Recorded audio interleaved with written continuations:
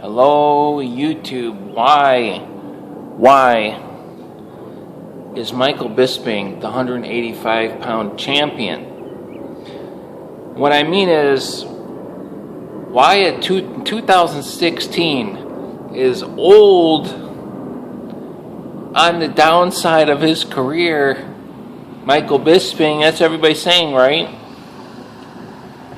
Why is he? I was looking at myself in the thing. I think my shirt, my traps ripped my shirt. I'm getting too good a shape.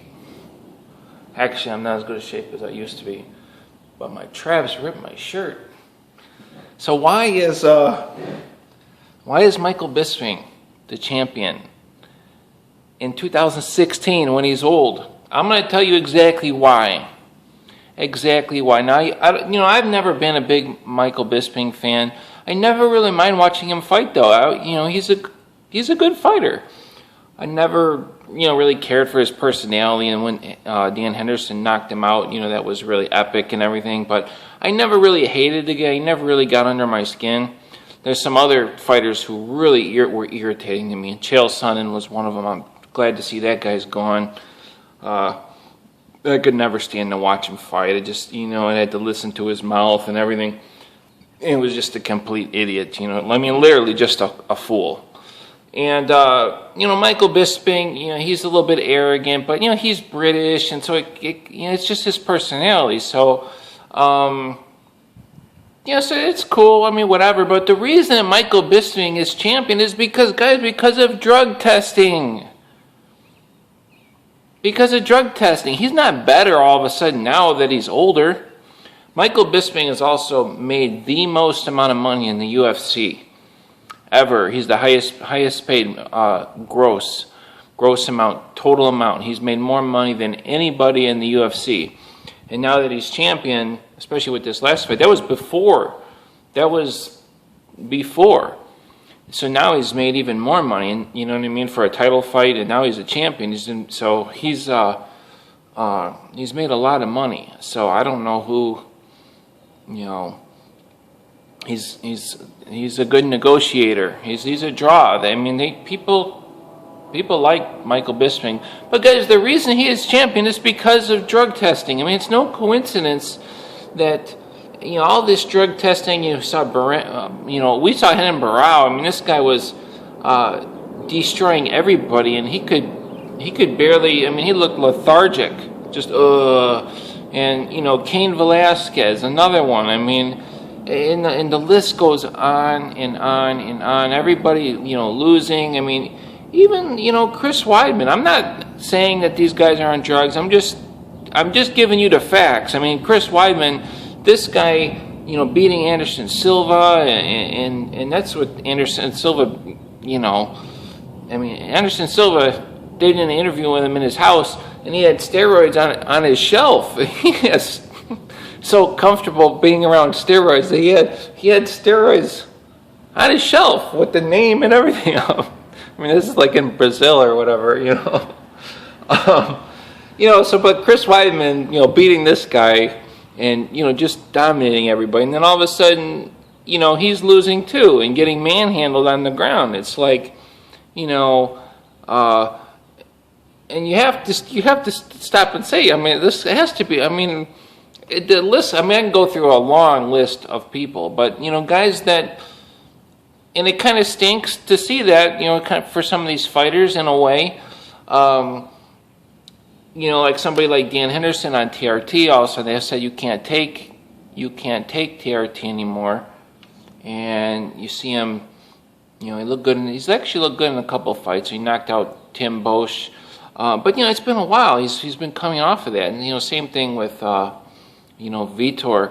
Vitor, just his body, the way he looked when he was on TRT, and then the way he looked when, his whole body was melted down. It's kind of sad to see that, I don't advocate that fighters should take steroids, but, these are fighters that I like. I've never been a huge Vitor fan, but, I like all fighters. I really shouldn't run fighters down because I am a true fight fan, and I like I like all these guys, and I'm very grateful to them for providing entertainment to me. So I mean, the last couple of videos they're slightly negative, but I also like to keep it real. I like to keep it real, like what's going on with these fighters, and and I'll throw Fedor in there too. I mean, Fedor, he started losing. That was before there was like any like drug testing, but I mean, Fedor fought in Pride, where steroids were legal. The guys were all jacked on steroids. So to think that Fedor wasn't on some form of anabolics, people go, oh my God, people get so mad when I say that. But to think that he wasn't on some, I mean, he was throwing these big guys around and all this, but and I even pointed out if he was on any form of anabolics, it wasn't very much. He was never jacked to the gills. But, to watch these guys, take Rampage Jackson, for example. Rampage Jackson on steroids, the most exciting knockouts, highlight reels. Remember when he picked up, what's that guy, Arona? Is that how you pronounce his name? Picked him up, boom, slammed him down, on, in Pride. Like, oh my God, like you've never seen anything like that in UFC. Just the strength that Rampage had. To just watching Rampage in this Bellator fight, who did he fight? Oh, Ishii. To see, I mean, just like, look at the difference between that. Ricardo Arona, go watch that fight, that knockout, and just go watch Rampage in Pride when he was on steroids. And then go watch this Bellator fight. I mean, you wouldn't even think it's the same person. So, it's kind of sad to see that, but this is the reason why somebody who's old and really should be performing worse is able to now be champion. Michael Bisping is the champion because of drug testing.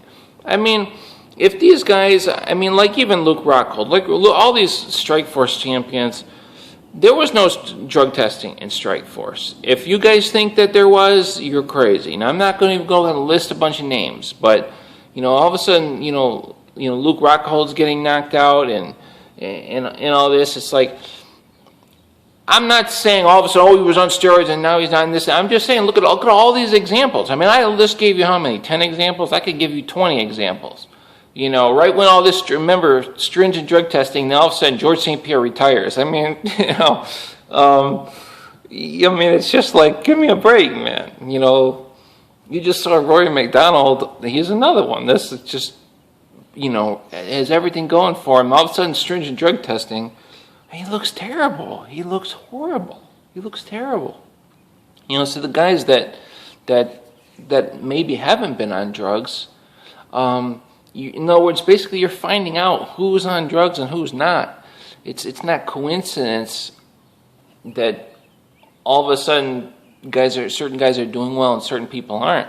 I mean, Fabricio Verdum, I mean, if based on how this is all playing out, I mean, I would be willing to bet that he, was never, if he did maybe dabbled, you never know. I'm sure a lot of the guys have dabbled with different things, but I mean, he most definitely was not, juiced up to where he was, you know what I mean? Even Nick Diaz, I threw that on Nick Diaz. People are going to get upset, and I don't know, but, and you look at, I did one video, I broke down, triathlons and marathons and everything. Nick Diaz, coming from a triathlete background, I mean, he's won endurance races. You show up to these endurance races, guys, the people are on steroids. That's just, I had a video where I talk on it. If you think you're going to show up there and not be on steroids and not be, and just, go and beat these guys, I mean, come on. Nick Diaz has won endurance events. He was Strikeforce champion. He just could go like a robot. And, and then you watch Nick Diaz fighting Anderson Silva. I mean, did he have that pace? Was he able to run and just, have that intensity? No, he didn't. So I'm not saying he's on steroids or not. I'm saying, okay, you're in an organization that doesn't drug test. Now you're in an organization that has more stringent drug tests. Do you see a complete difference in their performance? Yes, you do.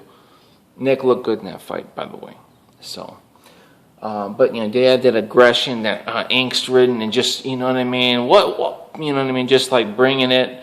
No, and just and So anyway, but that's why, guys. That's why all of a sudden Michael Bisping. I mean, who would have ever thought? I mean, if there wasn't all this drug testing, hasn't taken place, there's no way Michael Bisping would be champion right now. Not even close.